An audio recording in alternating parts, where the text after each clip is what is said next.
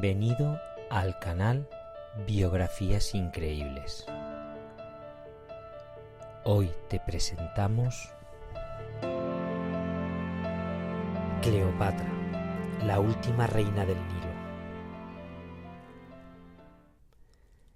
En los deslumbrantes márgenes del río Nilo, donde la arena se confunde con la eternidad y los dioses caminan en piedra, surgió una figura capaz de desafiar a imperios, tumbar prejuicios y seducir no solo a los hombres más poderosos de su tiempo, sino también a la historia misma. Su nombre ha sobrevivido casi intacto, envuelto en mitos, exageraciones y calumnias. Pero tras las capas de leyenda hay una mujer real, estratega, políglota, visionaria, científica aficionada, navegante, gobernante implacable y sobre todo una superviviente en un mundo dominado por gigantes. Esta es la verdadera historia de Cleopatra VII Filopátor, la última faraona de Egipto. El nacimiento de una dinastía marcada por el caos. Cleopatra nació alrededor del año 69 a.C. en el seno de la dinastía tolemaica, una familia de origen macedonio que llevaba casi 300 años gobernando Egipto tras la muerte de Alejandro Magno. Contrario a lo que muchos creen, Cleopatra no tenía un linaje egipcio auténtico, aunque fue la primera de su casa en hablar egipcio de manera fluida, un detalle fundamental que alimentaría su conexión política con el pueblo. Pocos saben que la infancia de Cleopatra se vivió entre tensiones y purgas internas. La corte tolemaica era famoso por sus intrigas y una tradición familiar, entre macabra y pragmática. La caracterizaba hermanos y hermanas que competían por el poder, frecuentemente asesinándose entre ellos. Se desconoce la identidad exacta de la madre de Cleopatra. Algunos historiadores creen que eran de origen griego, otros sugieren que podría haber sido una noble egipcia, posiblemente de la comunidad sacerdotal de Heliópolis, la cual explicaría su dominio excepcional de la cultura local. Como dato sorprendente, Cleopatra no nació rodeada de lujos ilimitados, como suele imaginarse. Los Ptolomeos hacia ese tiempo estaban profundamente endeudados con Roma.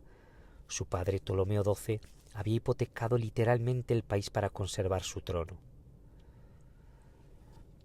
Una joven extraordinariamente preparada.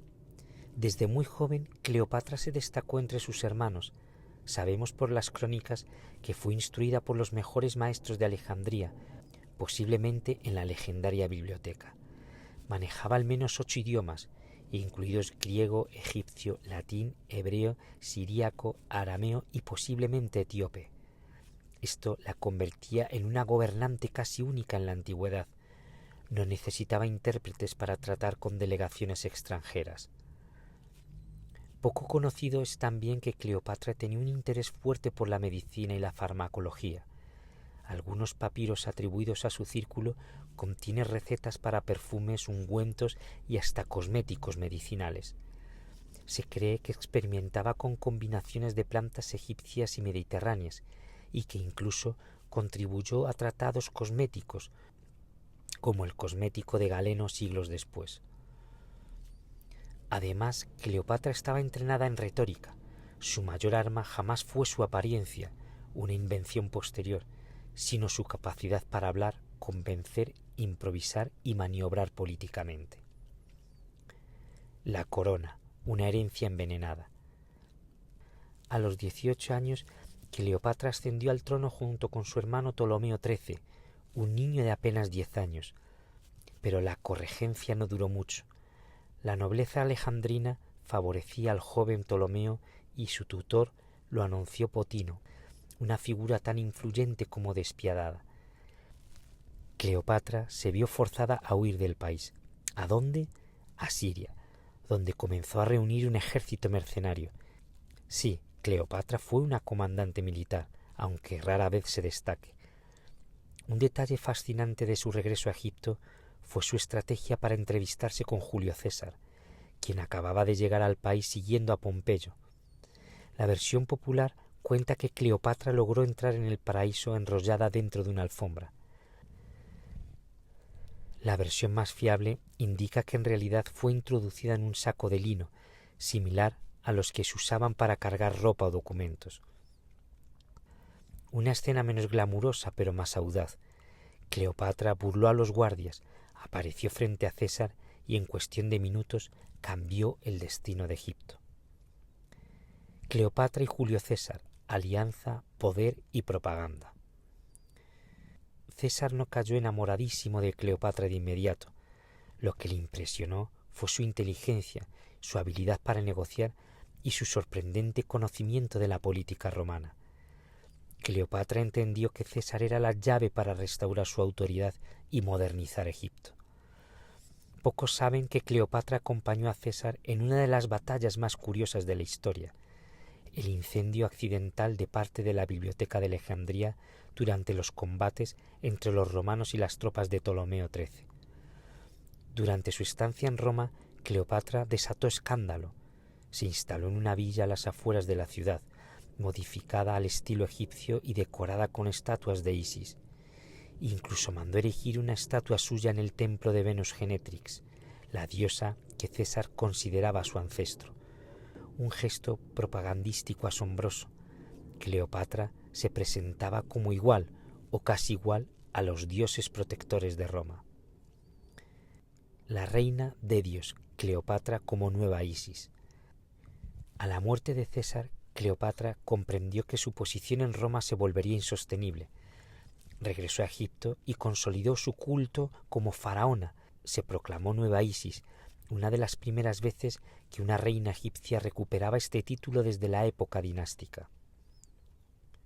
En su corte combinó lo griego con lo egipcio, banquetes con vino mediterráneo y frutas del delta, discursos filosóficos, ceremonias religiosas y estudios científicos. Alejandría era un hervidero cultural, con matemáticos, astrónomos, poetas, filósofos y médicos. Cleopatra convivía con ellos y financiaba investigaciones científicas.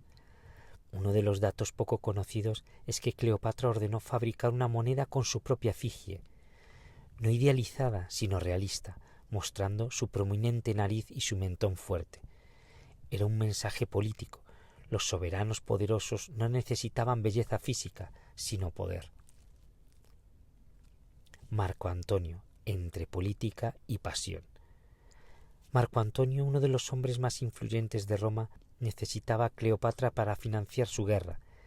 Cleopatra necesitaba a Marco Antonio para proteger la independencia de Egipto. Sus encuentros fueron cuidadosamente orquestados, sobre todo el primero. Cleopatra llegó en una barcaza dorada a Tarso, vestida como Afrodita, usando el mito como herramienta diplomática. Esta relación tan cargada de simbolismo dio lugar a historias extravagantes. Por ejemplo, se cuenta que Cleopatra apostó con Marco Antonio que podía gastar una fortuna en un solo banquete.